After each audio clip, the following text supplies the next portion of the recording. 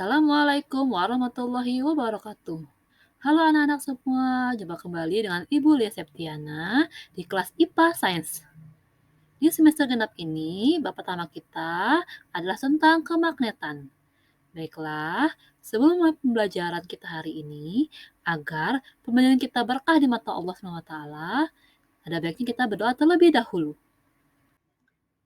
Baiklah anak-anak, tujuan pembelajaran kita hari ini yaitu yang pertama, mampu menjelaskan pengertian medan magnet.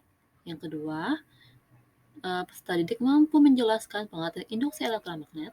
Selanjutnya, peserta didik mampu menjelaskan penggunaan medan magnet dalam produk teknologi. Kemudian, mampu menjelaskan penggunaan induksi elektromagnet dalam produk teknologi. Mampu menjelaskan kegunaan magnet dalam kehidupan sehari-hari. Mampu menjelaskan pemanfaatan magnet dalam kehidupan sehari-hari. Mampu membuat bel listrik sederhana dari kaleng bekas berdasarkan prinsip induksi elektronik.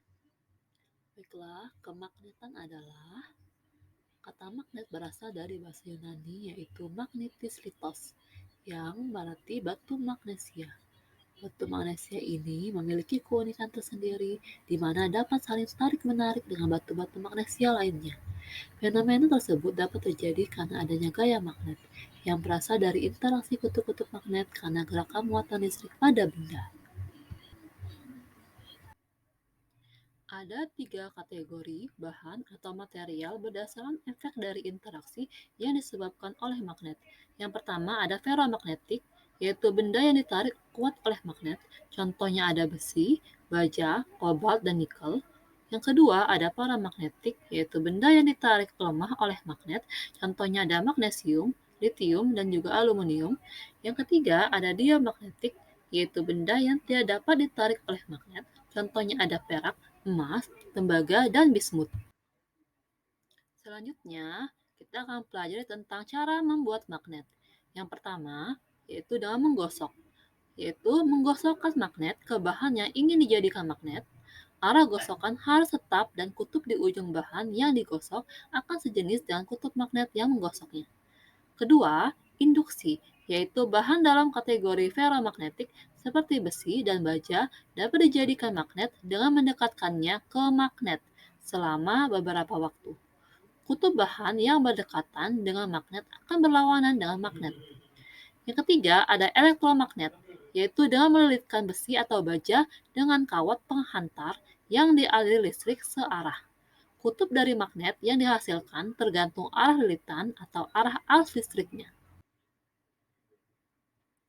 Kemudian aplikasi dan penerapan magnet, yaitu dalam kehidupan sehari-hari kita bisa jumpai ada MRI, kemudian kereta maglev, pembangkit listrik tenaga nuklir, kompas, dinamo sepeda, kipas angin, dan mesin cuci.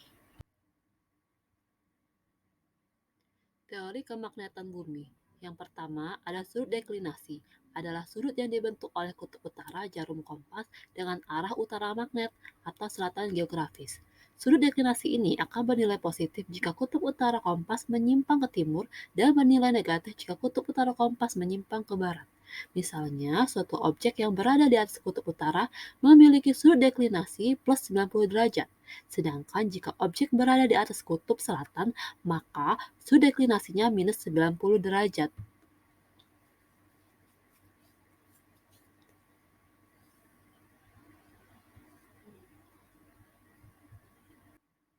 Baiklah, selanjutnya anak-anak kalian bisa perhatikan sudut deklinasi dan juga arahnya, ada arah utara, arah selatan, dan juga sudut deklinasi yang terbentuk. Teori kemagnetan bumi. Sudut inklinasi adalah sudut yang dibentuk antara ujung jarum kompas dengan arah horizontal permukaan bumi. Sudut inklinasi bernilai positif jika kutub utara jarum kompas berada di sebelah atas garis mendatar dan bernilai negatif jika kutub utara jarum kompas berada di bawah garis mendatar. Misalnya, suatu objek yang berada di kutub utara memiliki sudut deklinasi minus 90 derajat. Sedangkan jika objek berada di kutub selatan, maka sudut deklinasinya plus 90 derajat. Selanjutnya ini ada sudut inklinasi dan juga bentuk sudut yang terbentuk di sudut inklinasi. Kalian bisa perhatikan itu ada arah jarum kompasnya, utara, selatan, dan juga sudut inklinasi yang terbentuk. Medan magnetik gaya Lorentz. Gaya Lorentz merupakan gabungan antara gaya elektrik dan gaya magnetik pada suatu medan elektromagnetik. Gaya Lorentz ditimbulkan karena adanya muatan listrik yang bergerak atau karena adanya arus listrik dalam suatu medan magnet. Arah dari gaya Lorentz selalu tegak lurus dengan arah kuat arus listrik atau I dan induksi magnetik yang ada atau B. Bisa kalian perhatikan, ini ada gambar secara jelasnya arus listrik, medan magnet, dan juga gaya Lorentz-nya. Rumus gaya Lorentz, F sama dengan B dikali I dikali L sin theta. Keterangan F sama dengan gaya Lorentz satuan Newton, B medan magnet satuannya Tesla, I kuat arus listrik satuannya ampere, L panjang kawat arus listrik yang masuk dalam medan magnet satuannya meter. Kalian bisa perhatikan ini ada gambar arah untuk gaya Lorentz mulai dari F, B, dan juga I-nya. Dan juga sudut tetanya. Penggunaan gaya Lorentz dalam kehidupan sehari-hari. Yang pertama ada motor listrik. Pada saat saklar on, maka akan mengalir arus dari sumber tegangan menuju cincin komutator. Selanjutnya melalui sikat karbon, arus mengalir ke kumparan atau loop, sehingga di dalam loop akan ada aliran elektron yang berada dalam medan magnet. Elektron yang terdapat dalam loop akan mendapatkan gaya Lorentz yang besarnya sama tetapi dengan arah yang berlawanan pada masing-masing sisi loop. Yang kedua speaker, ketiga blender, keempat galvanometer, kelima bor listrik, keenam mixer, ketujuh mesin penyedot air. Contoh soal gaya Lorentz yang pertama, kawat yang panjangnya 500 cm berada di dalam medan magnet berkekuatan 20 Tesla. Apabila arus listrik yang mengalir pada kawat itu adalah 2 ampere, maka hitunglah gaya Lorentz yang bekerja di kawat. Langsung saja dibahas.